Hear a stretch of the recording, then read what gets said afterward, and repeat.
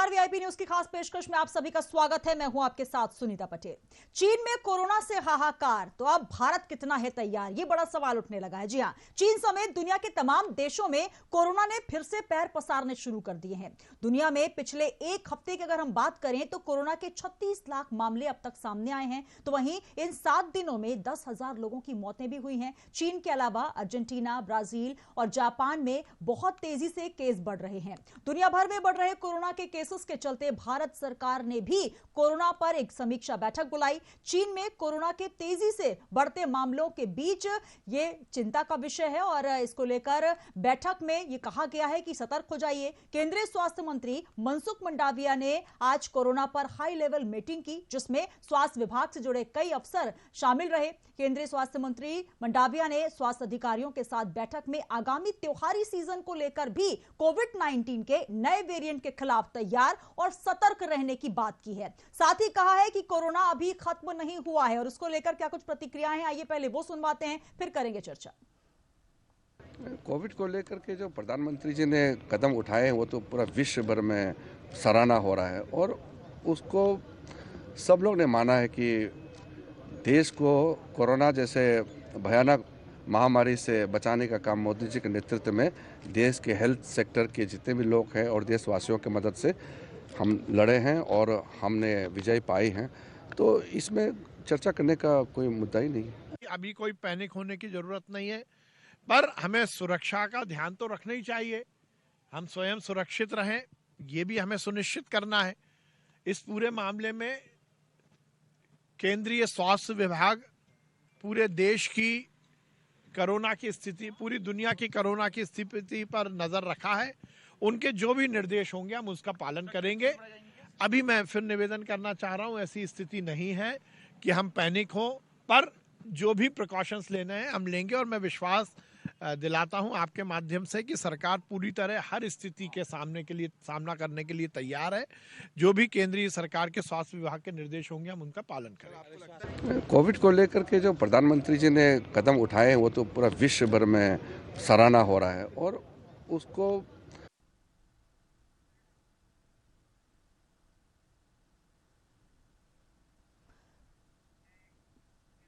तो कोरोना अभी खत्म नहीं हुआ है, एक बार आप फिर ये समझ लीजिए, क्योंकि जो हाल चीन में नजर आ रहे हैं उसको लेकर अब भारत भी अलर्ट मोड पर आ गया है। आइए चर्चा की शुरुआत करते हैं। हमारे साथ तमाम मेहमान जुड़ रहे हैं, पहले परिचय करवा देती हूं। हमारे साथ जुड़ रहे हैं डॉक्टर भुवनेश गर्ग जी। सर, बहुत स्वागत है आपका, नमस्कार।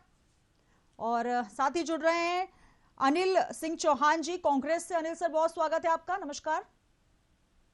आवाज आ रही सर आपको? और साथ ही हमारे साथ जुड़ रहे हैं डॉक्टर उत्कर्ष त्रिवेदी जी, बीजेपी से पक्ष रखेंगे। उत्कर्ष जी, आवाज आ रही है आपको? चलिए एक बार फिर संपर्क साधने का प्रयास करेंगे, लेकिन इस बीच हम आपको बता दें कि कोरोना अभी खत्म नहीं हुआ है। ये हाई लेवल मीटिंग में कहा गया है।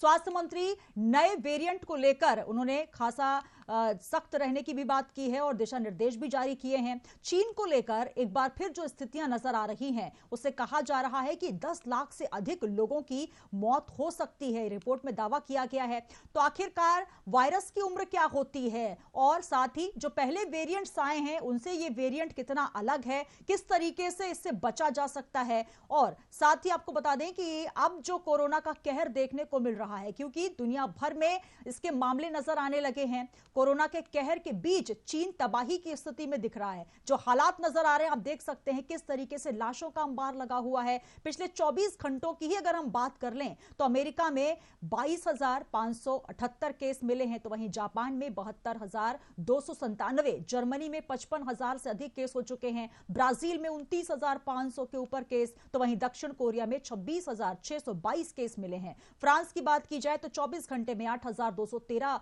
केस सामने आए, ताइवान में 10,000 और रूस में 6,341 केसेस मिले हैं।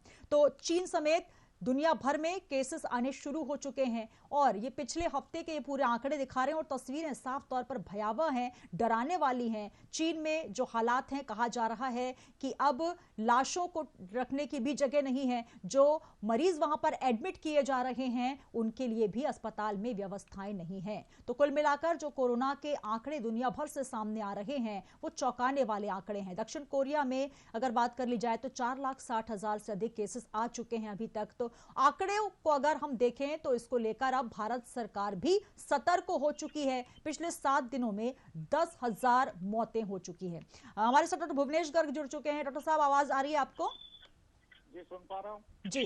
सर, जिस तरीके से लगातार चीन की स्थितियां हम देख रहे हैं, लगातार वहां से जो तस्वीरें आ रही हैं वो बेहद डरावनी हैं, भयावह करने वाली हैं, लेकिन अब भारत सरकार भी अलर्ट मोड पर आ चुकी है। एज अ डॉक्टर क्या कहना चाहेंगे, क्योंकि पहले के जो हमने वेरिएंट्स देखे हैं और अब जो चीन में जो वेरिएंट नजर आ रहा है उसको लेकर कितना भारत को सतर्क होने की आवश्यकता है, कितना खतरा अब भारत को हो सकता है?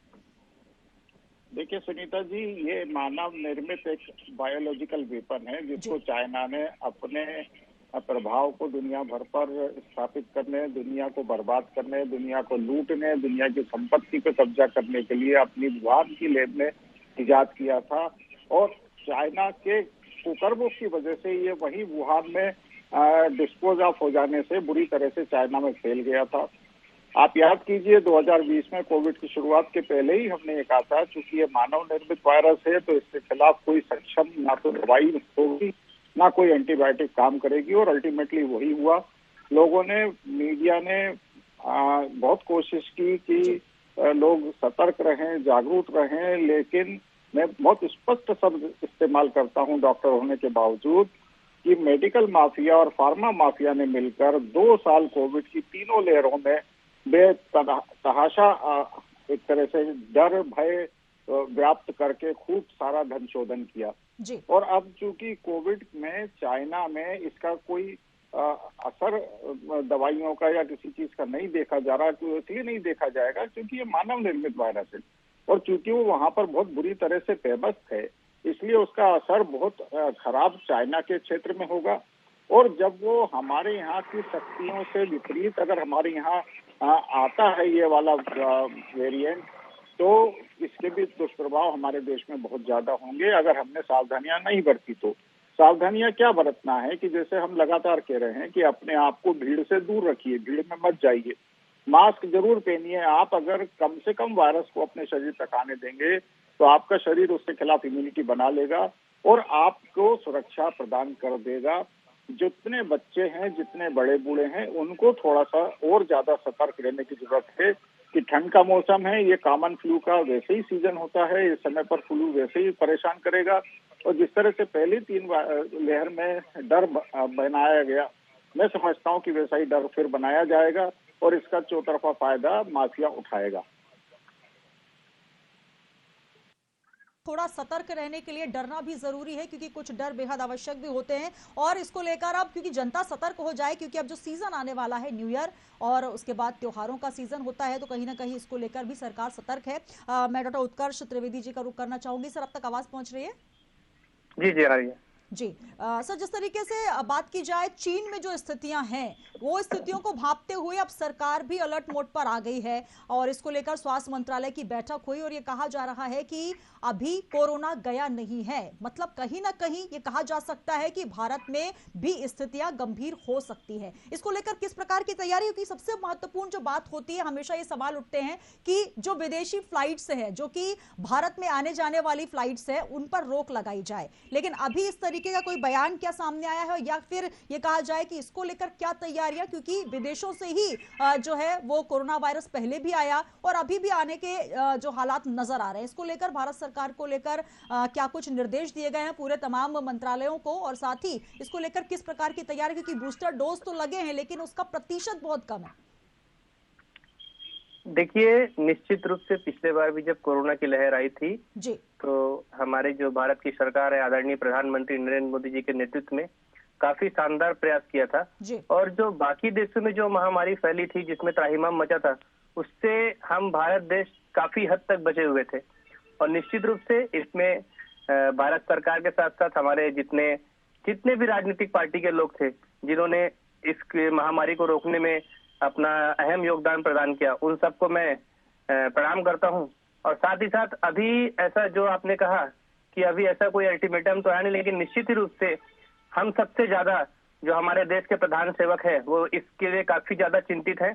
और निश्चित ही जिस तरीके से हमने पहले कोरोना से हमारे देश को बचाया है और आगामी आने वाले समय में हम उससे बचाएंगे। और जैसा भी आप पिछले समय भी देखे होंगे कि चाहे वो वैक्सीनेशन की बात हो, चाहे वो नाना प्रकार के ऑक्सीजन सिलेंडरों की बात हो, या कई तरीके की चीजों है इसमें हमने काफी राहत पहुंचाई है। और जैसा कि अभी सर ने कहा कि कोरोना मानसिक आघात ज्यादा पहुंचा है, क्योंकि मैं भी एक होम्योपैथी डॉक्टर हूं और मैंने भी ये देखा अपने प्रैक्टिस लाइन में कि ऐसे कई मरीज थे जिनको ऑक्सीजन 70 भी था, 75 भी था, 80 भी था, लेकिन उनको सही समय पर सही सांत्वना मिल जा रही थी, सही समय पर सही दवाइयां मिल जा रही थी, तो विद इन 24 आवर्स उनकी बहुत अच्छी रिकवरी हो रही थी।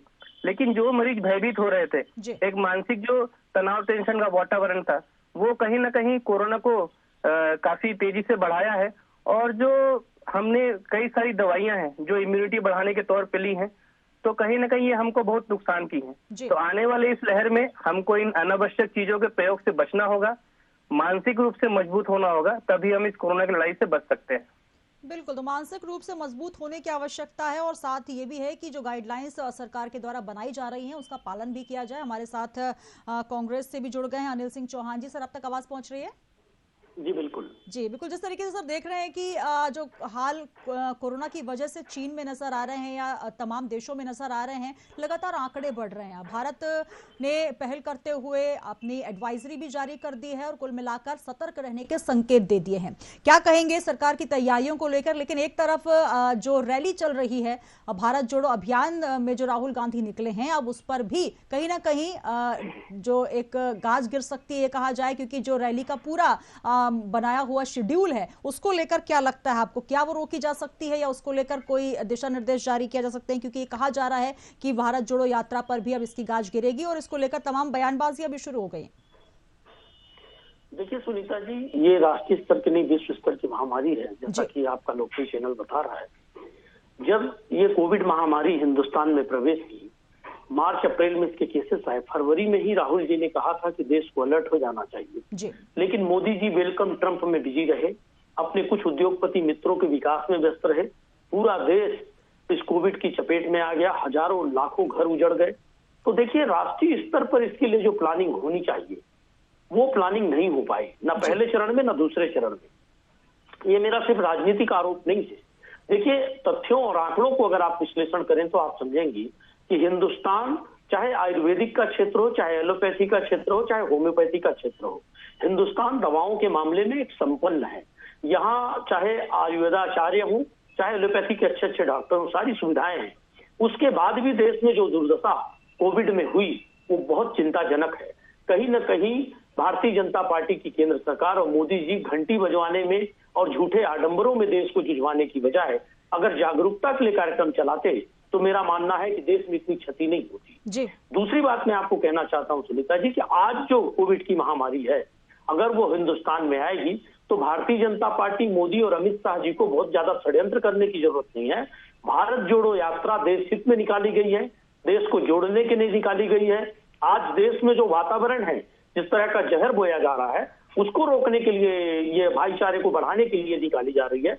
अगर ऐसा लगेगा कि देश में कोविड का नुकसान भारत जोड़ो यात्रा के माध्यम से हो सकता है या देश को नुकसान है, किसी राज्य को नुकसान है, तो ये भारत जोड़ो यात्रा स्वयं रोक दी जाएगी। राहुल जी बहुत संवेदनशील हैं, वो कभी भी देश के एक भी नागरिक का हित नहीं चाहेंगे।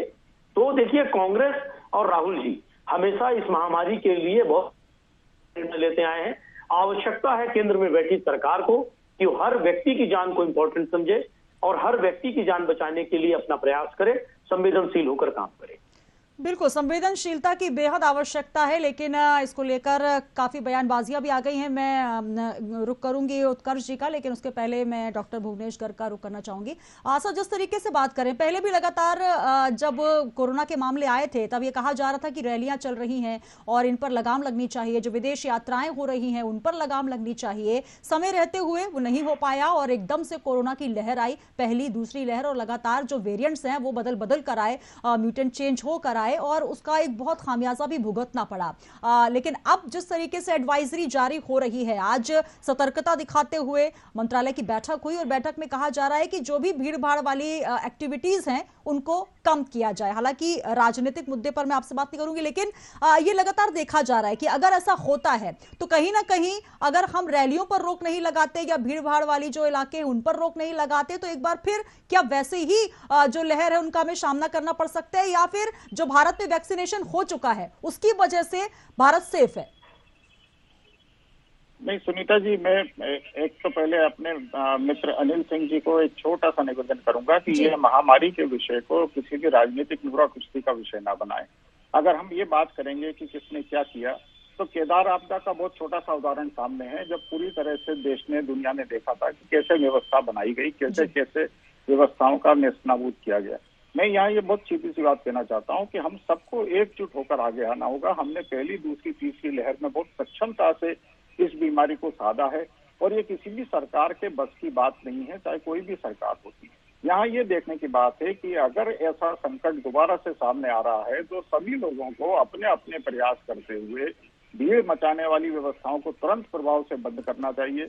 यहाँ मैं उल्टा देख रहा हूँ कि रैलियां हो रही हैं, भारत जोड़ो या जो भी यात्रा है वो उसका क्या उचित है वो तो खैर हमारे नेताजी जाने, लेकिन मेरा बहुत सीधा सा मानना है कि सार्वजनिक तौर पर भी जो आम नागरिक की भूमिका है, आप देखिए शादी ब्याह के कितने बड़े बड़े आयोजन होने लगे हैं। पहले जो एक छोटे आयोजन में हो जाता था, सारे डेस्टिनेशन भरे पड़े हैं, तो ऐसा लगता है कि पब्लिक के अंदर डर तो किसी बात का बचा नहीं है। तो हम उनको कैसे जागरूक करेंगे? यहाँ सबको सामने आना पड़ेगा, सबको मिलके आना पड़ेगा।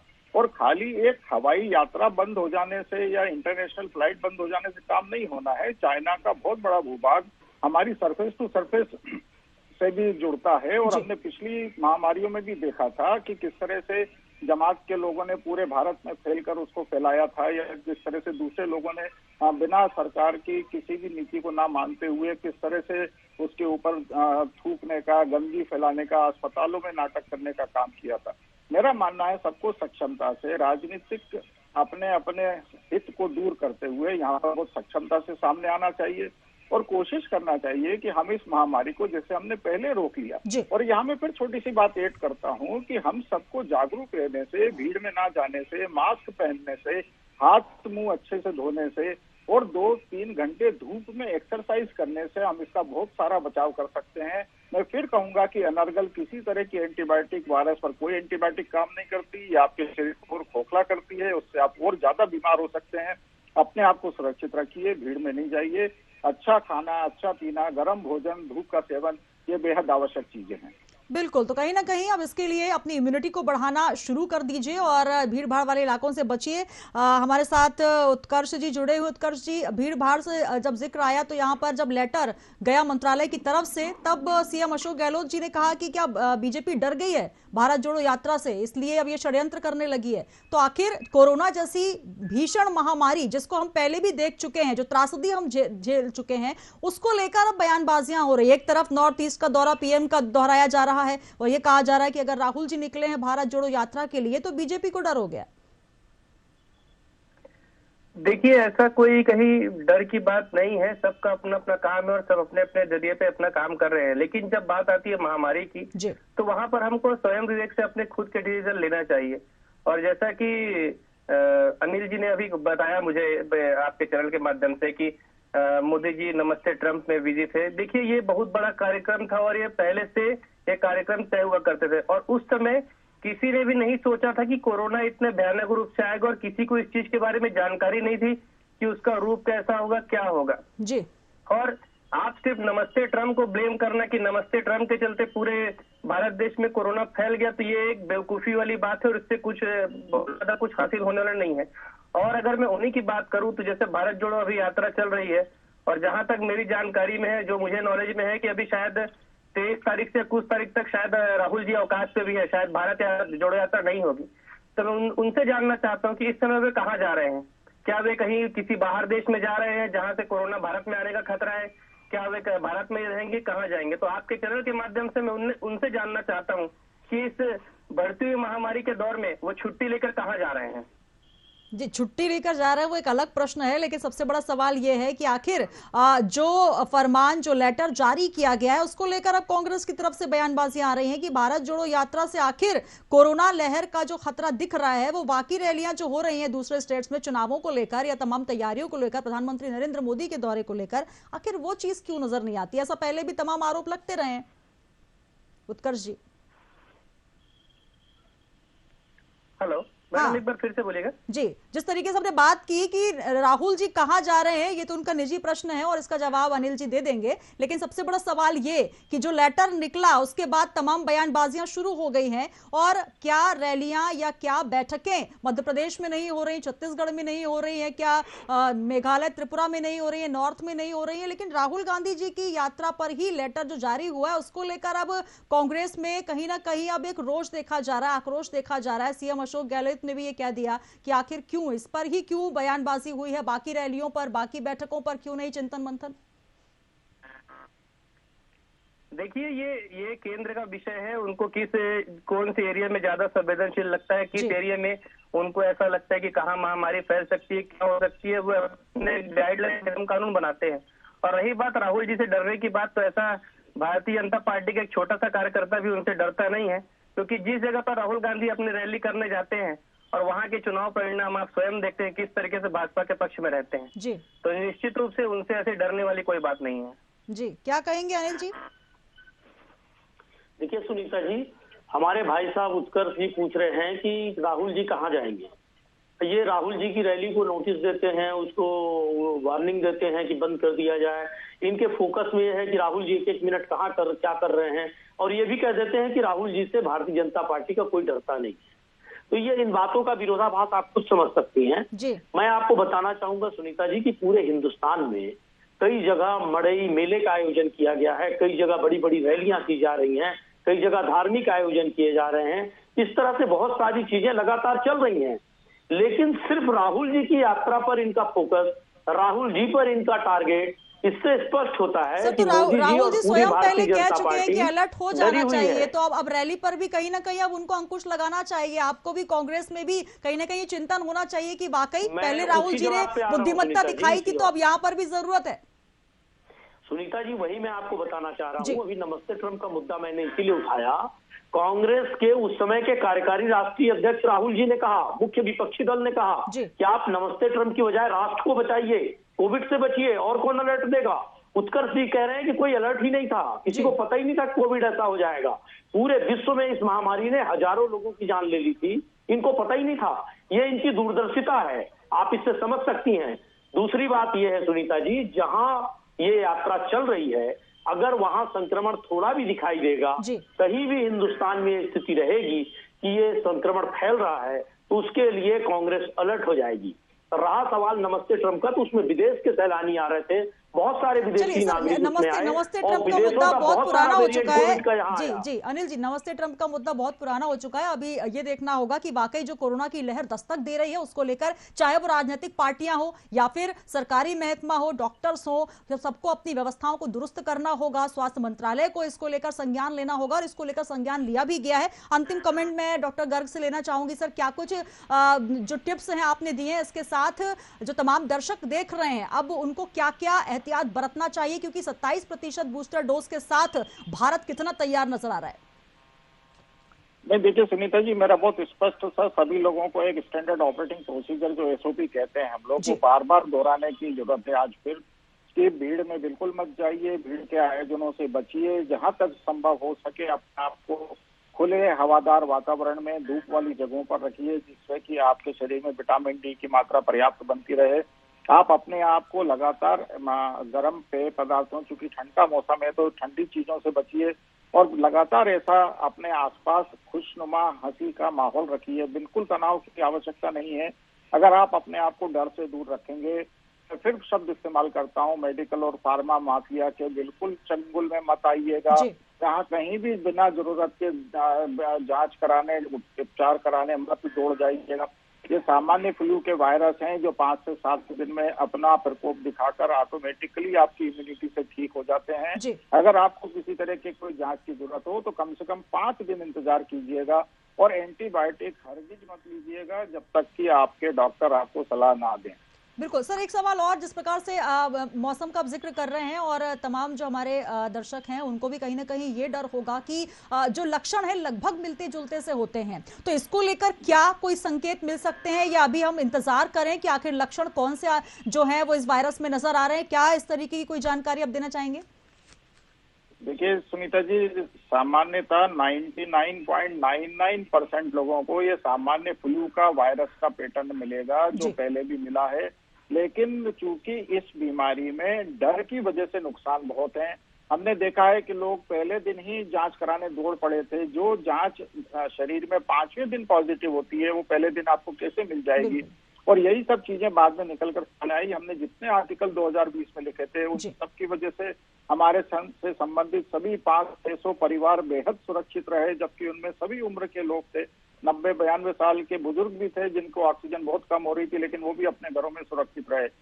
ये जब आप डर के माहौल में पहुंच जाते हैं, अस्पताल के बंद कमरे में पहुंच जाते हैं जहाँ चारों तरफ हाहाकार मचा हो, तो वहाँ सोचने की बात है कि आपके शरीर की स्थिति क्या होगी। घबराहट में ऑक्सीजन होना चाहिए, ऑक्सीजन है नहीं तो कैसे काम चलेगा। आपके परिचित आसपास नहीं है, आप वैसे तनाव में आ सकते हैं, आपको खाना ठीक से मिलेगा, आपको 10 बीमारियां हैं, डायबिटीज है, आपकी जांच नहीं होगी, आपकी शुगर ऊपर नीचे हो रही होगी, आपको प्रॉपर पूरा उपचार मिले, ये बेहद आवश्यक है। इसके लिए जरूरी है कि अपने घर में, अपने परिजनों के बीच में, अपने फैमिली डॉक्टर के साथ रहिए, खुश रहिए और अपने आप को खुशनुमा वातावरण में रखने के साथ साथ सबका ध्यान रखिए ताकि गंदगी ना हो, साफ सफाई ना हो और अपनी व्यवस्थाएं बनी रहें। बिल्कुल, तो सतर्क रहने के साथ साथ स्वस्थ रहिए, सतर्क रहिए और अपनी इम्यूनिटी को बढ़ाकर रखिए। बहुत बहुत धन्यवाद हमारे साथ कांग्रेस से जुड़े अनिल जी और साथ ही उत्कर्ष जी, भुवनेश्वर गर्ग जी, आपका ही बहुत बहुत धन्यवाद। और कहीं ना कहीं राजनीतिक मसले से ऊपर उठकर देश सर्वोपरि है, इस बात को ध्यान रखते हुए जो बयानबाजियों का दौर शुरू हो चुका है इस बैठक के साथ, वो ना हो। और इसके लिए सबसे महत्वपूर्ण यह है कि जो वेरिएंट आ रहा है उससे सतर्क होने की आवश्यकता है और भारत ने सतर्कता दिखाते हुए अलर्ट मोड पर बैठक की शुरुआत की। स्वास्थ्य मंत्रालय की बैठक में दिशा निर्देश जारी किए गए हैं। तो चीन में जो हाहाकार है उससे कहीं ना कहीं सतर्क जरूर होना है, लेकिन सबसे महत्वपूर्ण यह है कि पैनिक नहीं होना है। जो वेरिएंट आ रहा है वो कहीं ना कहीं घातक तो जरूर हो सकता है, लेकिन संभावनाओं पर विचार करते हुए अपनी इम्यूनिटी को बढ़ाइए, जो कोरोना की गाइडलाइंस है उनका पालन करिए, भीड़ भाड़ वाली जगहों से बचिए और सबसे महत्वपूर्ण यह है कि खुश रहिए और अपनी इम्यूनिटी को बूस्ट करते रहिए। तो इतना ही दीजिए इजाजत, बनते रहिए इस खबरों के साथ साथ, जुड़े रहिएगा वीआईपी न्यूज में, क्योंकि वीआईपी न्यूज आपको दिखाता है खबर जो कि सच दिखाती है।